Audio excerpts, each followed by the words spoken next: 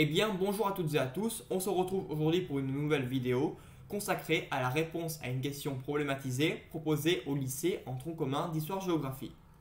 Alors, le but de cette vidéo n'est pas de vous présenter une réponse à une question problématisée, mais bien de vous donner des clés de formalisme, c'est-à-dire de forme, de comment on organise son travail pour vous permettre de répondre à n'importe quelle question problématisée qui vous sera proposée, que ce soit dans le cadre d'un contrôle ou d'une épreuve commune.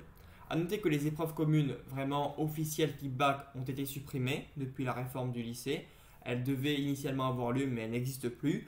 Mais ça peut être très intéressant de regarder cette vidéo, notamment si vous avez, ce qui est extrêmement probable, des contrôles tout au long de l'année où cet exercice vous sera posé. Une autre chose, vous ne disposez en théorie que d'une heure pour répondre à une question problématisée.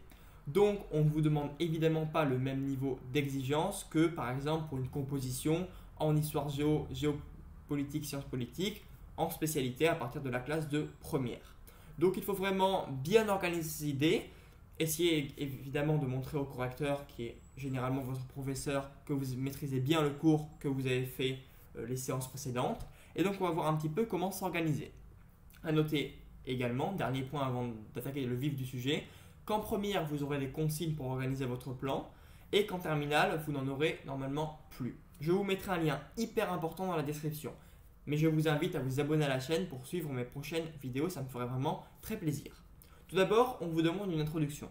Alors si le travail fait 1 heure, en comptant 5 bonnes minutes d'appropriation du sujet, même éventuellement 10, l'introduction, on ne vous demande pas qu'elle soit gigantesque. Vraiment, une introduction doit être bien, normalement, plus petite qu'une grosse partie. Donc, on commence par faire une amorce concrète, éviter les lieux communs ou les formules trop vagues. Par exemple, un fait, le fait initial en histoire, ça peut être vraiment pas mal. Mais les formules type de tout temps, depuis toujours, il a toujours été, sont vraiment à bannir parce qu'elles ne sont pas très pertinentes et en général pas très appréciées par les professeurs.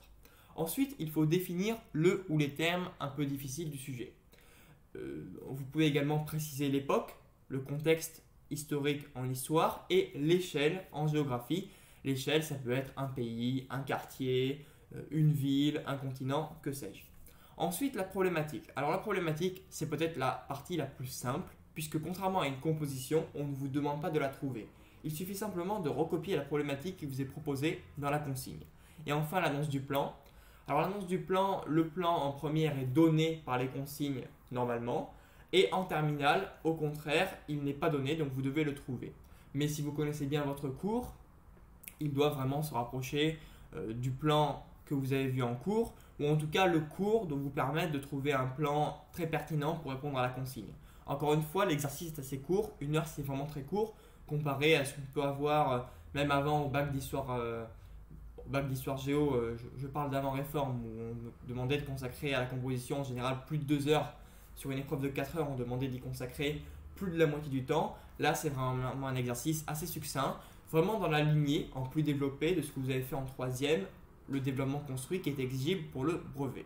Une fois le plan fait, donc il faut maintenant faire le développement. Alors, les sous-parties, les parties avec des sous-parties ne sont pas vraiment obligatoires, surtout si vous avez 1 heure. Mais encore une fois, c'est votre professeur qui va vous donner ces exigences particulières et vraiment, il faut les suivre. Là, je vous donne vraiment le cadre général. Si vous avez une liberté assez grande et que vous n'êtes pas tenu de faire de sous-parties avec votre professeur, vous pouvez organiser votre développement en 2 ou 3 grandes parties. Donc si vous suivez le plan donné par la consigne en classe de première, encore une fois, vous suivez le plan que vous avez annoncé et il faut veiller à aménager des transitions courtes entre les parties pour que votre travail ait du liant. On ne demande pas un travail juxtaposé. Une autre chose, on ne demande pas d'empilement factuel. Donc ce n'est pas parce que vous allez réciter le maximum de dates ou le maximum de faits appris dans votre cours par cœur la veille au soir à 23 h que votre travail sera forcément de qualité. Évidemment, il faut connaître son cours, mais il vaut mieux connaître un peu moins de dates et être vraiment super au point sur la méthode plutôt que de faire un travail qui va vraiment être juxtaposé, c'est-à-dire vraiment sans liant, sans fil conducteur et qui ne va pas plaire à votre professeur. Enfin, la conclusion. Alors la conclusion, il faut tout d'abord répondre clairement à la problématique qui vous a été donnée dans la consigne en reprenant les éléments de votre développement. Évidemment, on ne va pas tout réécrire, on est vraiment très concis, très succinct pour répondre de manière percutante à la problématique. Et ensuite, une ouverture. Une ouverture, ça peut être par exemple sur la conséquence immédiate en histoire sur le fait qui va suivre. Par exemple, sur la Révolution, vous pouvez dire que ça introduit la période napoléonienne avec Napoléon qui va devenir ensuite consul et puis bien plus tard empereur. Ou en géographie, vous pouvez élargir sur une autre échelle. Par exemple, si on a vu à l'échelle d'une ville, vous pouvez dire que ça se retrouve ou ça se retrouve moins à l'échelle du pays ou du continent. Mais encore une fois, vous adapterez au sujet. Donc merci à tous d'avoir regardé cette vidéo, j'espère qu'elle vous a plu. Gardez à l'esprit que cet exercice demande vraiment d'avoir un bon esprit d'organisation parce que, encore une fois, je me répète, mais il est vraiment assez court. Mais si vous connaissez bien votre cours et que vous avez bien la méthode en tête, évidemment associée aux exigences particulières de votre professeur, vous devriez réussir à gagner quelques points. Merci à tous d'avoir regardé cette vidéo, au revoir.